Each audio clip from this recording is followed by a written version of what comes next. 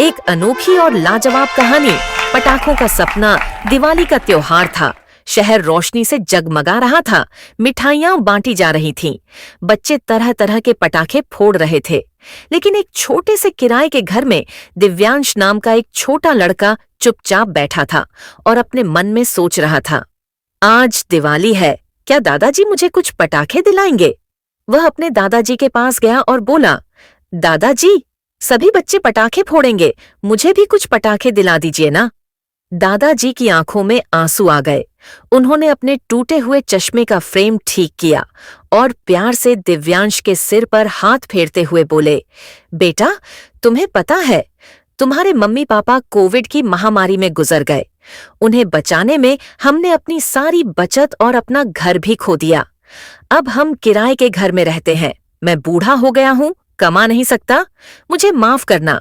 इस बार घर के खर्चे और तुम्हारे लिए मिठाई, नए कपड़े वगैरह खरीदने की वजह से मैं पटाखों के लिए पैसे नहीं बचा पाया, लेकिन अगली दिवाली पर मैं पटाखे जरूर लाऊंगा। यह सुनकर दिव्यांश ने जिद करते हुए कहा, लेकिन दादाजी, मुझे पटाखे फोड़ने हैं। दादाजी निराश होकर बैठ गए। उनकी आंखों में नाकामयाबी का दर्द और दिव्यांश के लिए प्यार दोनों दिख रहे थे।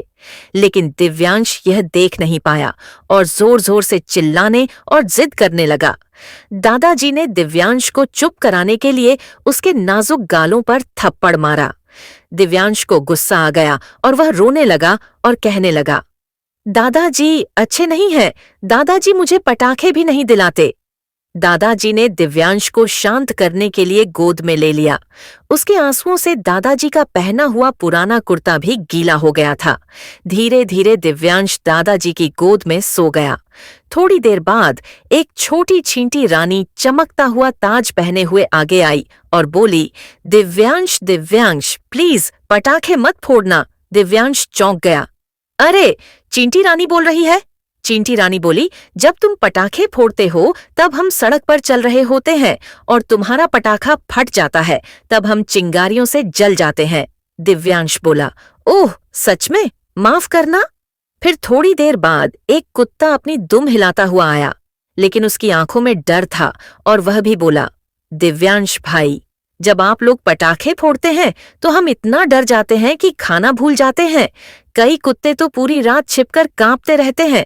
दिव्यांश बहुत दुखी हुआ। अरे, मैंने ऐसा कभी सोचा भी नहीं था। फिर थोड़ी देर में तितलियों, गौरैया और कबूतरों का एक झुंड उड़ता हुआ घर में आ गया।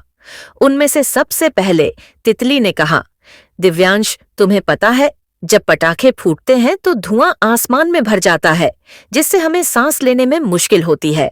गौरैया ने कहा, और पटाखों की आवाज पूरी रात चलती रहती है, इसीलिए हमें नींद नहीं आती। अगले दिन हम उड़ने में थक जाते हैं।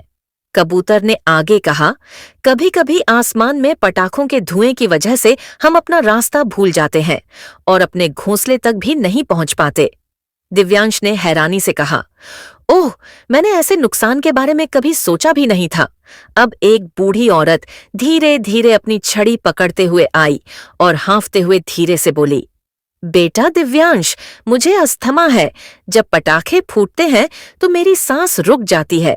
मुझे पूरी रात नींद नहीं आती, जिसकी वजह से अगले दिन मुझे सर्दी, खांसी, सिरदर्द जैसी बहुत सी तकलीफें हो जाती है।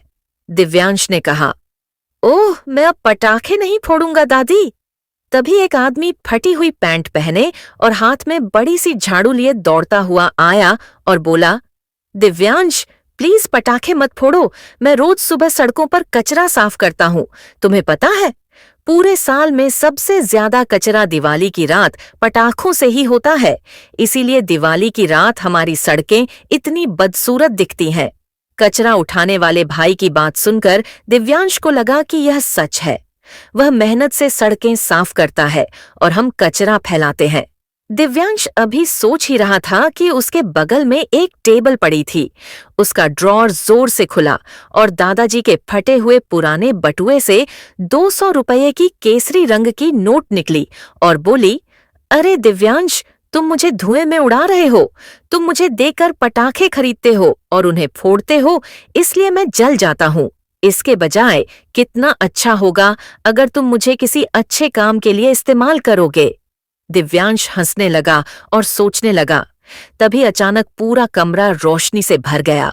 लाल साड़ी और हाथ में कमल लिए, सोने का मुकुट और गहने पहने, चेहरे पर दिव्य चमक और प्यारी मुस्कान लिए लक्ष्मी देवी प्रकट हुई और मीठी आवाज में बोली, बेटा, दिवाली रोशनी का त्योहार है, धुएं का नहीं। अगर तुम पटाखे नहीं जलाओगे तो तुम एक सच्ची दिवाली मनाओगे जो शांति, सफाई, दया और प्यार से भरी होगी। दिव्यांश ने हाथ जोड़कर कहा, माँ, मैं अब कभी पटाखे नहीं जलाऊंगा। तभी अचानक एक गीली बूंद उसके गाल पर गिरी और उसकी आंखें खुल गईं। जब उसने देखा तो वह दादाजी की गोद में सो रहा था और दादाजी दिव्यांश की जिद की वजह से दुखी थे। दिव्यांश ने अपने छोटे हाथों से दादाजी के आंसू पोंछे और कहा, दादाजी, मैंने एक बहुत अच्छा सपना देखा है। मैं कसम खाता हूं कि अब से मैं कभी पटाखे नहीं फोड़ूंगा। इसके बजाय मैं दिए जलाऊंगा, साफ सफाई रखूंगा और गरीब बच्चों को मिठाई बांटूंगा, क्योंकि मैं जान गया हूं कि पटाखे जलाने से थोड़ी देर के लिए ही खुशी मिलती है, लेकिन इससे कीड़े मकोड़े, जानवर, पक्षी, बुजुर्ग और पर्यावरण को नुकसान होता है।